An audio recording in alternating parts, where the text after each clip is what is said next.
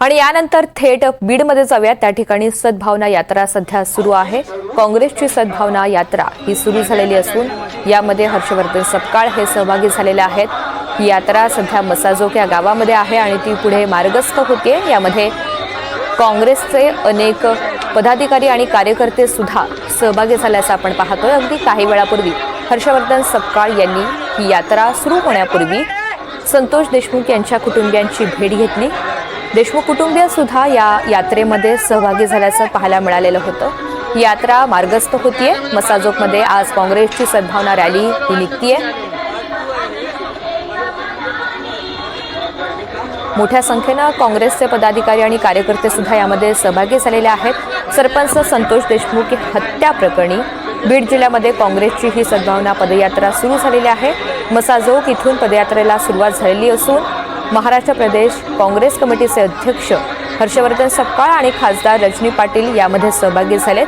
संतोष देशमुख यांच्या कुटुंबियांची भेट घेऊन सपकाळ या यात्रेमध्ये सहभागी झाले।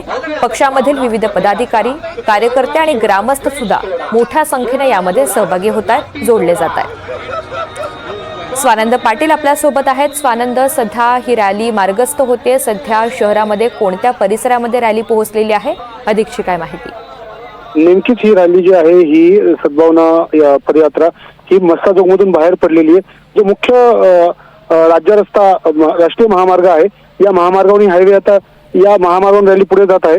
हर्षवर्धन सपकाळ या रॅलीमध्ये सहभागी आहेत आणि आपण जर बघायला गेलं तर धनंजय देशमुख, वैभवी देशमुख आणि त्याचबरोबर विराज देशमुख हे काही अंतरासाठी या रॅलीत सहभागी होतील आणि त्यानंतर ते पुन्हा मसाजोग येथे परतणार आहेत। खूप मोठ्या संख्येने काँग्रेसचे कार्यकर्ते, पदाधिकारी या रॅलीत सहभागी होत आहेत। फक्त उद्देश एकच आहे की सद्भावना जी आहे ही सद्भावना लोकांमध्ये जागृत व्हावी, हीच भावना घेऊन ही रॅली काढली जात आहे। ऋतुजा, हर्षवर्धन सपकाळ तर आहेत स्वानंद, त्यासोबतच रजनी पाटील सुद्धा यात्रेमध्ये सहभागी झालेल्या होत्या। इतर कोणते महत्त्वाचे नेते यात्रेमध्ये सहभागी होणार आहेत, काय माहिती मिळते? दुपारपर्यंत बीजी कोळसे पाटील देखील या रॅलीत सहभागी होणार असल्याची माहिती मिळते। बीजी कोळसे पाटील ही साधारण दुपारी 3च्या आसपास या रॅलीत सहभागी होतील। आता ही रॅली आज नेकनूर येथे मुक्कामी असणार आहे।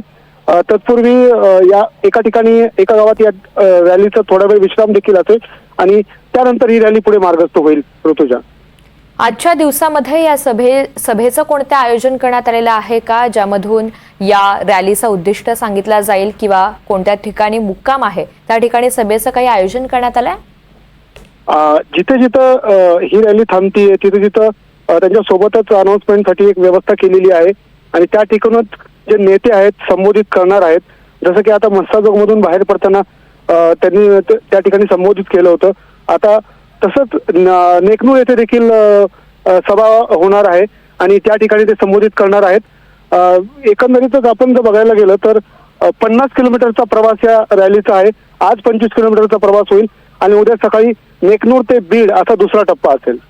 निश्चित, धन्यवाद सविस्तर माहितीसाठी। तर सध्या मसाजोग या गावातनं अगदी काहीशा अंतरावर पुढे ही यात्रा मार्गस्थ झालेली आहे। हर्षवर्धन सपकाळ सुद्धा आपल्याला यात्रेमध्ये सहभागी झाल्याचं पाहायला मिळतंय। काही अंतरासाठी, काही टप्प्यासाठी देशमुख कुटुंबीय या रॅलीमध्ये सहभागी असतील।